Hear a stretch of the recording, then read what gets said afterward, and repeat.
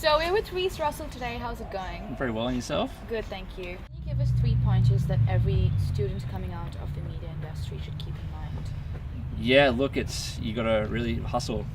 You really have to hustle. Right. You have to network really hard, especially when you first start, and you have to take every opportunity that comes your way. Yeah. I mean, hustling is 90% of what you do in the first couple of years. For the first year that I came down to Melbourne, I didn't have one paid job. Oh wow. So I was working most weekends, getting on set at 6 o'clock in the morning. Wow. And not getting paid. Okay. But that gave me the contacts and a lot of built up a lot of favors, so that when I wanted to do something, then I was able to. Look, I was well aware that going into sound is really great if you want to volunteer, because everyone needs a sound guy. Yeah. And there's not enough going around. So I knew that my background in sound, through when I was a kid, but then more importantly when I was on set and on Fool's Gold, even that small amount of knowledge that I got off there was more than a lot of sound guys would have. And so I was able to pick up a job as a sound guy, luckily to begin with, and then that turned into 2 jobs, turned into 5 jobs, and all of a sudden I was able to ask for money in order to be on set. I actually watched a trailer, one of the horror movie trailers, because I'm a big horror fan. Beckoning the Butcher. Yes, Beckoning Yes. the Butcher. So can you, what do you think, is this like your first horror project? How is it different from the rest you've worked on? So look, I didn't direct that. I recorded the sounds, and then I did all the sound design for it. Okay. So doing sound design for A horror movie is a lot of fun. Exactly. Because the director, a dude named Dale Trott, he's a bit twisted.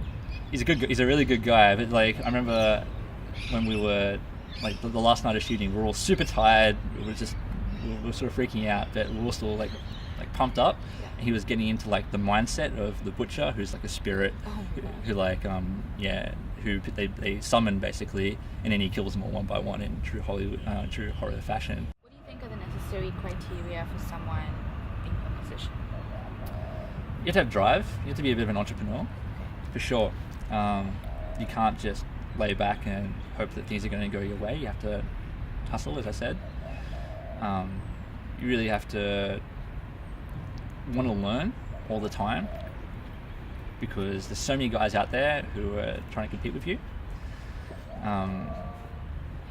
It's really just try to stay competitive and just work hard. So is there anything you would like to change about your career in film, and if so, what would it be? I'd like to do more features, for sure, and I'd like to do more. I'd like to do more music videos and things like that, more creative projects. Ultimately, it's always been my dream to direct or produce a feature. I've written a couple of screenplays, but I don't want to option them. I want to do them myself. And it is and it isn't. I mean, I know a lot of people who do option their screenplays, and that goes all right for them. But I just feel like I want to do, if I've written it, I want to do it because I have a vision in my mind. I want to have that sort of control. And so at the moment, just working corporate to get my skills up, get my knowledge up. Doing visual effects, that's going to save me huge amounts of money when I go to make these films, because you don't understand how much visual effects are in film. All sorts of things like making this, taking a cloud out of the sky that you don't want to be there. If you take that to a professional, it's going to cost you thousands of dollars. I can do it in 20 minutes. You're only as good as your last work. And it's so true, because if you burn a customer or burn anyone in the industry, word gets around like wildfire. So you just have to have integrity and act well.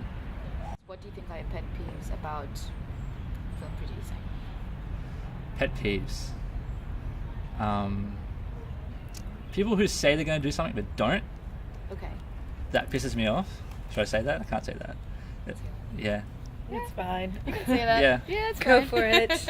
It really annoys me when someone says they're going to be there on time, or have some certain equipment, or perform a service, and then they don't come through. And worse than that, they know they're not coming through, and so they don't communicate with you, which is the second pet peeve.